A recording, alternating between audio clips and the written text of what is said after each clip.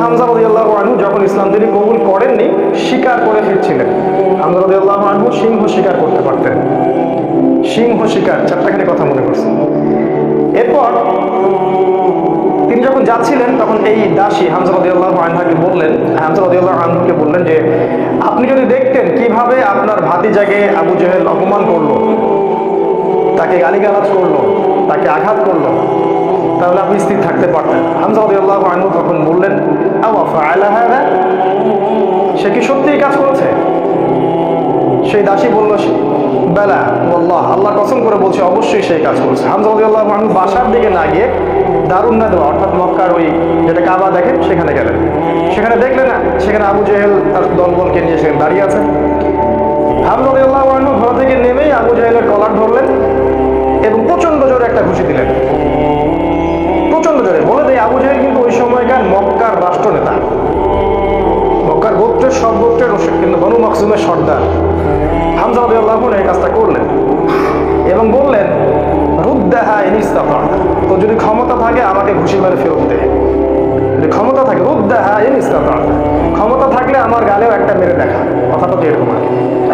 আবু জেহেল কিছু করতে পারল না। হামজা রাদিয়াল্লাহু আনহু বললেন, ইন্নী উশহিদু আল্লা ইলাহা ইল্লাল্লাহ ওয়া আকুলু মা ইয়াকুল, আমি সাক্ষ্য দিচ্ছি আল্লাহ ছাড়া কোনো মাবুদ নাই, আমার ভাতিজা যা বলে আমিও তাই বলি। রুদ্দাহা ইন ইসতাতা', যদি তোমার ক্ষমতা থাকে তাহলে আমাকে আঘাত করে দেখাও। আজকে থেকে আমি তার দলে, সে যা বলে আমিও তাই বলি। হামজা রাদিয়াল্লাহু আনহু ছুটলেন তার ভাতিজার দিকে, দারুল আরকামে গিয়ে তাকে পেলেন এবং সেখানে গিয়ে বললেন, ইয়া ইবনে আখি, হে আমার ভাতিজা, কুনতু আনসুরুকা বিল হামিয়া, আমি তোমাকে এর আগে আত্মীয়তার সম্পর্কের জন্য প্রোটেক্ট করতাম, ওয়ালান আনসুরুকা লিল ইসলাম, আর আজকে থেকে আমি তোমাকে ইসলামের জন্য প্রোটেক্ট করবো ইনশাআল্লাহ। এই ঘটনায় রাসূল সাল্লাল্লাহু আলাইহি ওয়াসাল্লাম এত খুশি হয়েছিলেন, তিনি হামজা রাদিয়াল্লাহু আনহুকে একদম বুকে জড়িয়ে ধরে চুমু খাইলেন। আর যখন হামজা রাদিয়াল্লাহু আনহু উহুদের মাঠে শহীদ হন, আমাদের নবীজি অঝোর নয়নে কেঁদেছেন। তার শাহাদাতের দৃশ্য যদি দেখতেন, আমাদের দেখতে পারতাম। তাকে বর্ষা নিক্ষেপ করে হত্যা করা হয়েছে, বর্ষাটা তার কলিজা ভেদ করে পিছন দিয়ে বের হয়েছে, চোরাগুপ্তা হামলা চালিয়ে, কারণ সামনে থেকে তাকে মারার ক্ষমতা ছিল না। আজকেও ইসলামকে সামনে থেকে শেষ করা এত সহজ না, এই জন্য পিছন থেকে সবসময় চক্রান্ত করতে থাকে এরা, কিভাবে কোথায় কি লাগায় দেওয়া যাবে, কিভাবে কি করবে। আর তার কলিজাটা হিন্দা ছিঁড়ে দাঁত দিয়ে কামড়ানোর চেষ্টা করছে। এই হচ্ছে আমাদের শেকড়ের পূর্বপুরুষরা। তা এই ঘটনাটা উমর রাদিয়াল্লাহু আনহু দেখেছিলেন ওই দিন। এই ঘটনাটা উমর রাদিয়াল্লাহু আনহু দেখলেন এবং বাসায় গিয়ে তিনি চিন্তা করতে থাকলেন যে সব ফাসাদের মূল মনে হয় মুহাম্মদ, এই ব্যক্তিটার কারণেই আরবের মধ্যে বিভক্তি সৃষ্টি হচ্ছে, ফিতনা ফাসাদ সৃষ্টি হচ্ছে। তাহলে আমার করণীয় কি? আমিও তো একটা গোত্রের নেতা, কারণ তিনি আদি গোত্রের নেতা ছিলেন। তো তিনি খোলা তরবারি হাতে চললেন, এবার তিনি নবীজিকে হত্যা করলেন। ওই যে ঘটনাটা জানেন আপনারা। প্রতিমধ্যে একজনের সাথে দেখা হলো, সে বললো যে নবীজিকে হত্যা করার আগে তুমি তোমার বোন আর ভগ্নিপতির বাসায় যাও, তারা তো ইসলাম কবুল করেছে। তিনি আসলেন, এসে দরজা যখন নক করলেন, দরজার আড়াল থেকে শুনতে পারলেন ভিতরে তিলাওয়াত হচ্ছে কিছু একটা, সূরা তাহা তিলাওয়াত হচ্ছিল। তাহা মা আনজালনা আলাইকাল কুরআনা লিতাশকা ইল্লা তাযকিরাতান লিমান ইয়াখশা তানজিলাম মিম্মান খালাকাল আরদা ওয়াস সামাওয়াতিল উলা আর রহমান আলাল আরশি ইসতাওয়া। তিনি দরজা খুলে ঢুকলেন এবং জিজ্ঞাসা করলেন, মা কুনতুম তাকরাউন, তোমরা কি পড়ছিলে? বোন অস্বীকার করলো যে আমি কিছু না, তাহাদ্দাসনা বাইনানা, আমরা পরস্পরে কথা বলছিলাম। তখন তিনি বললেন যে ফালা তাকযিবা কুনতু সামি'তু ইন্নাকুমা সাবাতুমা, তিনি বললেন যে আমি শুনেছি তোমরা দুইজনে সাবা হয়ে গেছো, মানে বেদিন হয়ে গেছো, মিথ্যা বলবেন আমার কাছে। তখন তার ভগ্নিপতি বললেন, ইয়া ওমর হাল রাআইতা হাক্কান ফি গায়রি দীনি, এই কথাটা বললেন, হে ওমর তুমি কি ইসলাম ছাড়া অন্য কোনো দিনের মধ্যে হক খুঁজে পেয়েছো? তখন তিনি বুঝতে পারলেন সত্যি সত্যি ইসলাম কবুল করেছে। তিনি মারধর শুরু করলেন, এক পর্যায়ে বোনকে থাপ্পড় মারলেন, রক্তাক্ত হয়ে গেলেন। এবং তার বোন তখন তার নাকের উপরেই বললেন যে শাহিদতু আল্লা ইলাহা ইল্লাল্লাহ ওয়া আন্না মুহাম্মাদান আবদুহু ওয়া রাসূলুহু ইফআল মা শি'তা, তোমার যা ইচ্ছা তুমি তাই করো, আমি সাক্ষ্য দিচ্ছি আমরা যে আল্লাহ ছাড়া কোনো ইলাহ নাই এবং মুহাম্মদ আল্লাহর রাসূল সাল্লাল্লাহু আলাইহি ওয়াসাল্লাম। ওমর রাদিয়াল্লাহু আনহু ঠান্ডা হলেন এবং যেহেতু বোনকে মারছেন, একটা ভালোবাসা তো কাজ করে।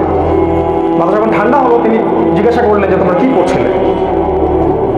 তিনি বললেন, না চিনি যাচ্ছি, আমাকে ওই কাগজটা দেওয়া হয় আমার বোন, আমি একটু পড়ে দেখি। প্রথমে তিনি দিতে চান নাই, তার স্বামী তাকে বললেন যে ইশারা করলেন তাকে দেও, কারণ তারা জানতেন ওমর রাদিয়াল্লাহু আনহু একজন স্বচ্ছ মনের মানুষ ছিলেন, মানে হয় হকের পক্ষে নাহলে বাতিলের পক্ষে, মন একদম ফ্রেশ, ভিতরে কোনো প্যাচ নাই, মানে আমাদের মতো না কিন্তু, কিছু কিছু হকে আবার কিছু কিছু বাতিলে, দেখেন না সুবিধা খোঁজে, আজকে যদি অনুকূল থাকে তাইলে প্রতিকূল থাকলে নাই, এই টাইপের ছিলেন, একদম স্ট্রেট ফরওয়ার্ড, যে আমি হয় এদিকে আছি না এদিকে। এবার ওমর রাদিয়াল্লাহু আনহু সেই ওই চিরকুটটা পড়া শুরু করলেন, সেখানে ওই সূরা তাহা লেখা ছিল, এবং বলে রাখি ওই সময় আরবে মেবি আমি একটু ভুল হতে পারি, 16 থেকে 17 জন পড়াশোনা করতে পারতেন, 16 থেকে 17 জন লেখাপড়া করতে পারতেন, বাকিরা লেখাপড়া করতে জানতেন না। ইভেন আমাদের নবী সাল্লাল্লাহু আলাইহি ওয়াসাল্লামও লিখতে পড়তে জানতেন না, ওমর রাদিয়াল্লাহু আনহু পড়তে জানতেন। তিনি পড়লেন এবং পড়ে বুঝতে পারলেন, যখন তিনি সূরা তেলাওয়াত করতে করতে করতে করতে এই আয়াতে আসলেন, সূরা তাহার দেখবেন প্রায় এই যে 10 থেকে 20-এর মধ্যে আয়াতগুলো আছে, যে তাদেরকে অবকাশ দাও সেই দিন পর্যন্ত, জালেমদেরকে অবকাশ দাও সেই দিন পর্যন্ত যখন আল্লাহ পাক তাদের প্রত্যেককে ধরে ধরে হিসাব নেবেন। এই আয়াতগুলো যখন তিনি পড়তে লাগলেন তখন তার হৃদয়টা গলে, মানে আল্লাহর কালাম তো তিনি বুঝতে পারছেন তিলাওয়াত, তিনি আর থাকতে পারলেন, স্থির থাকতে পারলেন না। তিনি একটা কথা বলেন, আমিন হাদা ফাররাত কুরাইশ, কুরাইশরা কি এটা থেকেই পালাচ্ছে? তার ইশারা করলেন যে কুরাইশরা এখান থেকেই পালাচ্ছে। তিনি চোখ দিয়ে দরদর করে পানি পড়তে লাগলেন, তিনি বললেন খুজুনি ইলা রাসূলিল্লাহি ওয়া আসহাবিহি, আমাকে আল্লাহ রাসূল এবং তার সাহাবীদের কাছে নিয়ে চলো, আযহাবু ইলাইহি ওয়া আসলিমু, আমি তার কাছে যাবো এবং ইসলাম কবুল করব। তিনি চললেন দারুল আরকামের দিকে, সেখানে ছিলেন হামজা রাদিয়াল্লাহু আনহু, ওই যে কিছুদিন আগে ইসলাম গ্রহণ করছেন। হামজা রাদিয়াল্লাহু আনহু একজনকে পাঠালেন, দরজায় দেখো কে নক করছে, সে গিয়ে দেখলো সাহাবীর নাম সম্ভবত খাব্বাব রাদিয়াল্লাহু আনহু। তিনি দেখলেন ফুটা দিয়ে যে ওমর ইবনুল খাত্তাব দরজার বাইরে তরোয়াল হাতে আছে, তিনি ভয় পেয়ে গেলেন, ভিতরে এসে বললেন ক্বাদ জা ইবনুল খাত্তাব বিসাইফ, ইবনুল খাত্তাব তরবারি হাতে এসেছে। তখন ওমর, সবাই ভয় পেয়ে গেলেন, আবু বকর সিদ্দিক সহ, যে এবার না জানি কি হয়, কিয়ামত হয়ে যাবে এখানে, কারণ তার প্রচন্ড রাগ ছিল। তিনি যে কত বড় যোদ্ধা ছিলেন সেটা বদরের মাঠে গেলে বুঝতে পারবেন, বদরের মাঠে আমরা যখন যাবো ইনশাআল্লাহ। তো হামজা রাদিয়াল্লাহু আনহু বললেন মা লাকুম ক্বাদ ওয়াজিদতুম, তোমাদের কি হয়েছে, তোমরা ভয় পাচ্ছ কেন? ইফতাহু লাহুল বাব, তার জন্য দরজাটা খুলে দাও। লাউ ইউরিদ বিহি খায়রান ইয়াসলিম, সে যদি উত্তম কিছুর জন্য আসে ইসলাম কবুল করবে। আও ইউরিদ গায়রা যালিক ইয়াকুনু কাতলুহু আলাইনা হাইয়িনা, আর যদি ও খারাপ কোনো ইন্টেনশন এখানে আসে, ওকে আমরাই ধরে মেরে ফেলে দেব। এই যে হামজা, উনিও কাউকে টাকান না, তুমি এত বড় যোদ্ধা তো কি হয়েছে, আমরাও তোমার চেয়ে কম। তো তিনি ওমর রাদিয়াল্লাহু আনহুর কলারটা ধরে ভিতরে নিয়ে আসলেন, নিয়ে এসে দরজার সাথে ঠেকিয়ে দিয়ে বললেন যে আলা তানতাহি হাত্তা ইয়ানজিলাল্লাহু বিকা কারিয়া, আলা তানতাহি হাত্তা ইয়ানজিলাল্লাহু বিকা কারিয়া, তুমি কি ততদিন পর্যন্ত বিরত হবে না যতদিন না আল্লাহ পাক তোমার উপরে কোনো শাস্তি আযাব পাঠাচ্ছেন আসমান থেকে? এভাবে তিনি ধমক দিলেন আর কি। তোমরা রাদিয়াল্লাহু আনহু ঠান্ডা হলেন, কারণ উনি তো ইসলাম কবুল করতে সেখানে আসেন। এরপর রাসূল সাল্লাল্লাহু আলাইহি ওয়াসাল্লাম সেখানে বের হলেন, তিনি রাসূলের সামনে দাঁড়িয়ে, ওমর ইবনুল খাত্তাব রাসূলের সাল্লাল্লাহু আলাইহি ওয়াসাল্লামের সামনে দাঁড়িয়ে বললেন ইয়া রাসূলুল্লাহ, হে আল্লাহর রাসূল, জিতুকা উমিনু বিল্লাহি ওয়া রাসূলিহি, আমি আল্লাহ এবং তার রাসূলের প্রতি ঈমানদার হয়েই এখানে এসেছি। ওয়া বিমা জিতা বিহি মিন ইনদিল্লাহ, এবং আপনি আল্লাহর পক্ষ থেকে যে কিতাব নিয়ে আসছেন তার প্রতি ঈমানদার হয়েই আমি এখানে আসছি। কালিমা সাক্ষ্য দিলেন, রাসূলকে বুক ভরে বললেন যে এর আগ পর্যন্ত আমি ইসলামের যে বিরোধিতা করেছি, আজকের পর থেকে আমি ইসলামের পক্ষে শক্তি হয়ে কাজ করবো ইনশাআল্লাহ। আর তোমরা ইসলাম আমার আগে কবুল করে যত নেকি কামাই করেছো, আজকে থেকে ইনশাআল্লাহ আমি তোমাদেরকে টক্কর দিব ইনশাআল্লাহ। তিনি ঘর থেকে বের হয়ে গেলেন, প্রথমে গেলেন আবু জেহেলের বাসায়। আবু জেহেলের বাসায় নক করে বললেন হাল আলিমতা আন্নী ক্বাদ আসলামতু, তুমি কি জানো যে আমি ইসলাম কবুল করেছি? বুকের পাঠা দেখছেন, দিন পালন করে বাসায় বলতেই পারে না যে আমি কোরআন সুন্নাহ ফলো করছি, আমি দিন পালন করছি। বাপের ভয়, মায়ের ভয়, সরকারের ভয়, নেতা খেতার ভয়, কত ভয়। আমাদের বাপদাদা কি আসলে এরকম ছিলেন? তিনি আবু জেহেলের বাসায় গিয়ে বললেন তুমি কি হাল আলিমতা আন্নী ক্বাদ আসলামতু, আবু জেহেল তুমি কি জানলা যে আমি ইসলাম কবুল করছি? আবু জেহেল আকাশ থেকে পড়লো হাল ফাআলতা হাদা, তুমি কি সত্যি এটা করেছো? লা তাফআল, এটা করিও না। ও ভয় পেয়ে যাচ্ছে, কারণ এ তো ইসলামে গেলে খবর আছে আমাদের। তখন উনি চোখ মুখ বড় করে বলেছেন বাল ফাআল, আমি অবশ্যই ইসলাম কবুল করেছি। এরপরে গেলেন ওয়ালিদ বিন মুগীরার বাসায়, ওখানে একই কথা বললেন। তারপর আরেক কাফেরের বাসায় আরেক একই কথা বললেন। এরপর আসলে কাবা ঘরে এসে বললেন যে ইয়া নাস, হে লোক সকল, ই'লামু আন্নী ক্বাদ আসলাম, তোমরা জেনে রাখো আমি ইসলাম কবুল করেছি। ওয়া আন শাহিদতু আল্লা ইলাহা ইল্লাল্লাহ ওয়া আন্না মুহাম্মাদুর রাসূলুল্লাহ, আমি সাক্ষ্য দিয়েছি আল্লাহ ছাড়া কোনো মাবুদ নাই, মুহাম্মদ সাল্লাল্লাহু আলাইহি ওয়াসাল্লাম আল্লাহর বান্দা এবং রাসূল। এরপরে লোকজন তাকে মারা শুরু করলো, সবাই তাকে মারা শুরু করলো, পারতেছিল না তার সাথে, তিনি একাই 8-10 জনকে ডিফেন্ড করতেছিলেন। এক পর্যায়ে সেখানে আরো কিছু গোত্রনেতা আসে এবং তাদের মারামারিটা বন্ধ করে দেয়। এবার দেখেন, মারামারি বন্ধ করে দিয়ে একজন ওমর রাদিয়াল্লাহু আনহু বলছিলেন যে আফালা কুনতা কাতান্ত, ওমর তুমি কি চুপ থাকতে পারতে না? এই যে আমাদের হিকমা আছে না, চুপ থাকো, ওমর তুমি কি চুপ থাকতে পারতে না? ওমর ইবনে খাত্তাব বলছেন, ওয়াল্লাহি লা আকতুমুল হাক্কা ওয়া হুয়া আলামু, যখন আমি সত্য জেনেছি, আল্লাহ কসম করে বলছি আমি সত্যকে গোপন রাখবো না। লাউ ফাররিকান্নাল হাক্কা মিনাল বাতিল কামা ফাররাকাল্লাহু বাইনাল লাইলি ওয়ান নাহার, আমি সত্যকে মিথ্যা থেকে আলাদা করে দিব, ঠিক যেমন করে আল্লাহ রাত থেকে দিনকে আলাদা করে দেন। এই ঘটনার পরে তার নাম হয়েছে আল ফারুক, পার্থক্যকারী। যেমন করে মিরাজের ঘটনার পর আবু বকর সিদ্দিকের নাম হয়েছে কি? সিদ্দিক। প্রত্যেকটার জন্য একটা ঘটনা আছে, পড়তে হবে, এগুলো জানতে হবে। আপনি ওই রাজ্যে বিচরণ করবেন তখন সব। এবার ইসলাম শক্তিশালী, কারণ বড় বড় দুইজন নেতা আমাদের পক্ষে। মনে করেন পুতিন আমাদের পক্ষে, মনে করেন ওই আরো বড় বড় কিছু নেতা আমাদের পক্ষে। এখন ইসলাম শক্তিশালী, তাদের কাছে ক্ষমতা আছে, লোকজন জনবল আছে, আর অর্থ সম্পদ আছে। এবার রাসূল সাল্লাল্লাহু আলাইহি ওয়াসাল্লাম এর কাছে গিয়ে ওমর রাদিয়াল্লাহু আনহু বললেন, ইয়া রাসূলুল্লাহ আলাসনা আলাল হক আলাইসু আলাল বাতিল, এভাবে বলতে থাকলেন, আমরা কি হকের উপর নাই, ওরা কি বাতিলের উপর নাই? আলাসনা মুসলিমান, আমরা কি মুসলিম না? আলাইসুল মুশরিকিন, তারা কি মুশরিক না? আমরা কেন এখানে গোপনে এভাবে ইসলামের দাওয়াত দিব? আজকে থেকে প্রকাশ্য দাওয়াত দিব। এই তারপর থেকে ইসলামের প্রকাশ্য দাওয়াত শুরু, এবং মিছিল করতে করতে তারা কাবা ঘরে গেলেন এবং সবাই স্লোগান দিতে থাকলেন, লা ইলাহা ইল্লাল্লাহ মুহাম্মাদুর রাসূলুল্লাহ, লা ইলাহা ইল্লাল্লাহ মুহাম্মাদুর রাসূলুল্লাহ। এবার আরবের লোকরা জাজল্যমান একটা দৃশ্য দেখতেছে, রেভলিউশন। হঠাৎ করে এই যে 50-60-70 জন মানুষ বের হচ্ছে রাস্তায় এবং কালিমার স্বাক্ষর দিচ্ছে। ওই সময় কিন্তু এই পপুলেশনটা খুব কম না, একটু বেশি। এবার নির্যাতনের মাত্রা আরো বাড়তে থাকলো। আমাদের হাতে অল্প সময় আছে, আমি 5 মিনিটে শেষ করছি ইনশাল্লাহ। নির্যাতনের মাত্রা বাড়তে থাকলো এবং এক পর্যায়ে সাহাবীদের প্রতি এমন মর্মান্তিক নির্যাতন করা হলো। কিছু নমুনা আপনারা জানেন, ওই যে বিলাল রাদিয়াল্লাহু আনহুর ঘটনা, সুমাইয়া রাদিয়াল্লাহু আনহার ঘটনা, আবার খাব্বাব, তারপর মুসআব বিন উমাইর, এদিকে উসমান রাদিয়াল্লাহু আনহু, ইভেন আবু বকর সিদ্দিক, সমস্ত সাহাবীকেই টর্চার করা হলো। মানে ফিজিক্যাল, মেন্টাল, ইকোনমিক্যাল, এমন কোনো টর্চার নেই যেটা করা হয়। এরপর রাসূল সাল্লাল্লাহু আলাইহি ওয়াসাল্লাম তাদেরকে বললেন, আবিসিনিয়ায় তোমরা হিজরত করো, দিন কায়েম দেখেন। অনুকূল পরিবেশে এখন আমরা প্রকাশ্যে দাওয়াত দিচ্ছি, এখানে নির্যাতন হচ্ছে, ওখানে কিন্তু বোম ব্লাস্ট করছি না। আমরা বলছি যেখানে দিন পালনের সুযোগ আছে, অনুকূল পরিবেশ আছে, তোমরা সেখানে চলে যাও। সাহাবীরা চলে গেলেন ইথিওপিয়ায়, ওই যে আমি গতদিন পূর্বে বলেছিলাম, আবিসিনিয়ায়। ওখানে একজন বাদশা ছিলেন, সেই বাদশার নাম নাজাশি। সে ছিল একজন খ্রিস্টান নাসারা, একজন খ্রিস্টান আমাদেরকে আশ্রয় দিল।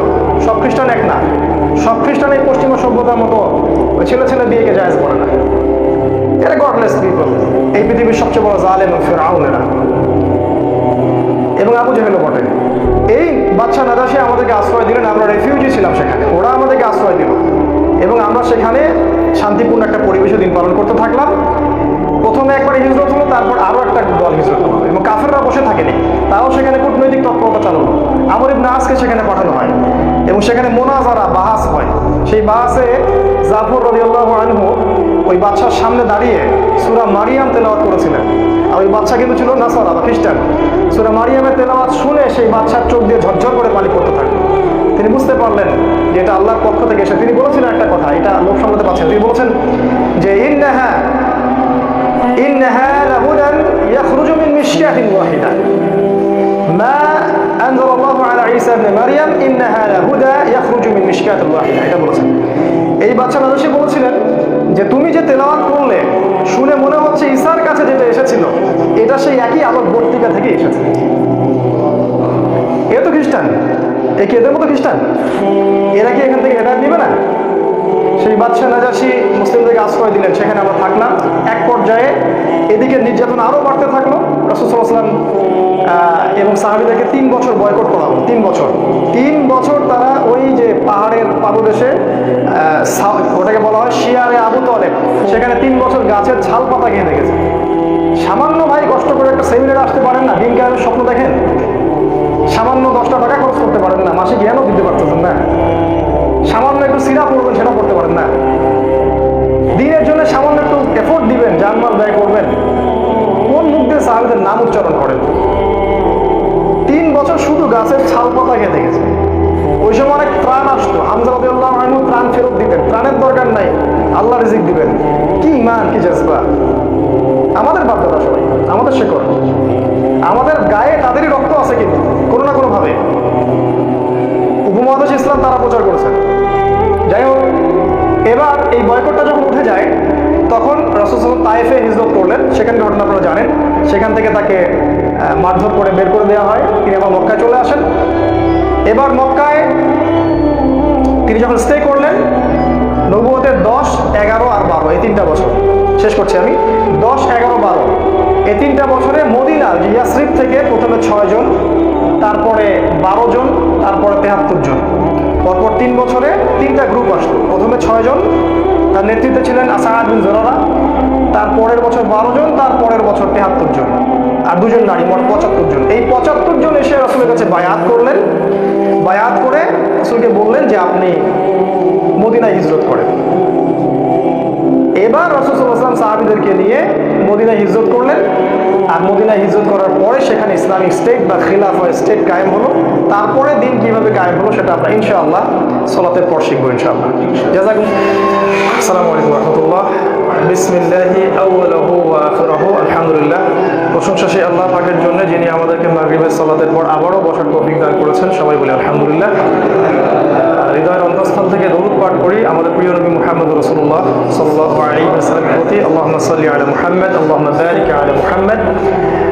মাগরিবের সালাতের আগ পর্যন্ত আমরা যতটুকু আলোচনা করেছিলাম মদিনায় হিজরত পর্যন্ত। হিজরতের যে মূল ঘটনাটা, সেই ঘটনাটা হচ্ছে যে ইয়াসরিব বা মদিনা থেকে প্রথমে 6 জন যুবক মক্কায় আসেন হজের মৌসুমে। হজ কিন্তু তখনও ছিল, মানে এই হজ সিস্টেম না, বিকৃত হজের সিস্টেম। কারণ তারা দাবি করতো যে আমরা ইব্রাহিম আলাইহিস সালামের রিলিজিয়ন ফলো করি। মক্কার কুরাইশরা এটা দাবি করতো আমরা ইব্রাহিমী দিন ফলো করি, এই জন্য তারা হজও কিন্তু করতো।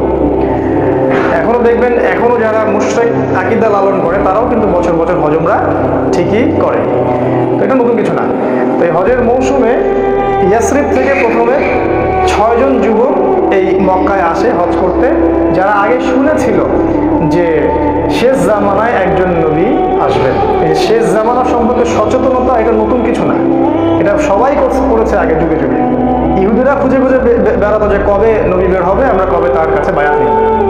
যখন দেখলো নবী ইসমাইল আলাইহিস সালামের বংশ থেকে আসছে, তখন তারা আর সেখান থেকে বায়াত নিল না, উদ্ধত অহংকার করলো। অথচ আমরা কিন্তু ওদের কাবা বাইতুল মাকদাসকে কেন্দ্র করে দীর্ঘদিন নামাজ পড়েছি। এটা বোঝানোর জন্য যে একই সোর্স থেকে সব নবী এসেছেন। যাই হোক, এই 6 জন যুবকের নেতৃত্ব দিয়েছিলেন আসাদ বিন জুরারা রাদিয়াল্লাহু আনহু, এক সাহাবী। তিনি রাসূল সাল্লাল্লাহু আলাইহি ওয়াসাল্লামের সাথে দেখা করলেন 6 জন সাহাবীকে সাথে নিয়ে। আমাদের নবীজি সাল্লাল্লাহু আলাইহি ওয়াসাল্লাম কোরআন পাঠ করে শোনালেন, তাদেরকে ইসলামের দাওয়াত দিলেন এবং এই 6 জন ইসলাম কবুল করলেন আলহামদুলিল্লাহ। এই প্রথম মদিনা থেকে কেউ এসে ইসলাম কবুল করলো। এর আগ পর্যন্ত দেখলেন দীর্ঘ 10 বছর কত চড়াই উতরাই আমাদেরকে পার হতে হলো। এদিকে কাফেরদের নির্যাতন কিন্তু ব্যাপক হচ্ছিল। বয়কট করেছে 3 বছর, তারপরের বছর খাদিজা রাদিয়াল্লাহু আনহা মারা যান, একই বছর চাচা আবু তালেবও মারা যান, মাত্র 3 দিনের ব্যবধানে সম্ভবত। এবং এতে করে নির্যাতন আরো বেড়ে যায়, ওখানে থাকা আমাদের জন্য কষ্টকর হয়ে যায়। তখন নবীজি চাচ্ছিলেন হিজরত করার জন্যই, আল্লাহ পাকের আদেশের অপেক্ষা করছিলেন। এই জন্য প্রথমে তিনি আবিসিনিয়ায় পাঠিয়েছেন সাহাবীদেরকে, তারপর নিজে গিয়েছেন তায়েফে।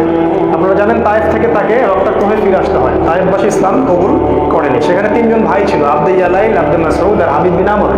এরা নবীজিকে পাথর নিক্ষেপ করে মাথা ফাটিয়ে দিয়েছিল। ছোট ছোট ছেলেপেলেদেরকে লেলিয়ে দিয়েছিল, যারা নবীজিকে রক্তাক্ত করেছিল। আমাদের নবীজি তাদের জন্য বদদোয়া করেননি, বরং দোয়া করেছিলেন যে আমি আশা করি আল্লাহ পাক এর পরবর্তী জেনারেশন থেকে এমন কাউকে বের করবেন যারা আল্লাহর একত্ববাদে বিশ্বাস করবেন। একটা তথ্য দিয়ে রেখে আপনাদেরকে, আবু হুরায়রা রাদিয়াল্লাহু আনহু কিন্তু ওই তায়েফবাসীরই সন্তান। যদি নবীজি ওই দিন বদদোয়া করতেন, তাহলে আমরা আজকে আবু হুরায়রা রাদিয়াল্লাহু আনহুকে পেতাম না। তার কাছে কিন্তু আসমান, এই যে আপনার পাহাড় পর্বতের ফেরেশতাকে পাঠানো হয়েছে। পাহাড় পর্বতে ফেরেশতা থাকে, এই কথা আমাদের গডলেস ওয়ার্ল্ড বিশ্বাস করবে না, এডুকেশন সিস্টেম সেকুলার কনসেপ্ট বিশ্বাস করবে না। তো আমরা ওদেরকে বলি তোমরা গেট লস্ট, তোমরা কিন্তু হবে। পাহাড় পর্বতে ফেরেশতা যখন এসেছিলেন, আল্লাহ পাক আপনার সাথে তায়েফবাসী যা করেছে আল্লাহ পাক দেখেছেন, আপনি যদি চান 2 পাহাড়কে পিষে একদম তায়েফকে শেষ করে দিন। নবীজি বললেন আমি চাই, আল্লাহ পাক ওদেরকে হেদায়েত দান করুন। তো যাই হোক, এরপরে নবীজি হিজরতের অপেক্ষা করছিলেন, এই সময় ঘটনাটা ঘটে। 6 জন ইয়াসরিবের যুবক আসেন, তারা ইসলাম কবুল করেন। তারপর তাদেরকে আবার নবীজি পাঠিয়ে দেন, মদিনায় পাঠিয়ে দেন, বলেন তোমরা ওখানে দাওয়াতি কাজ করতে থাকো।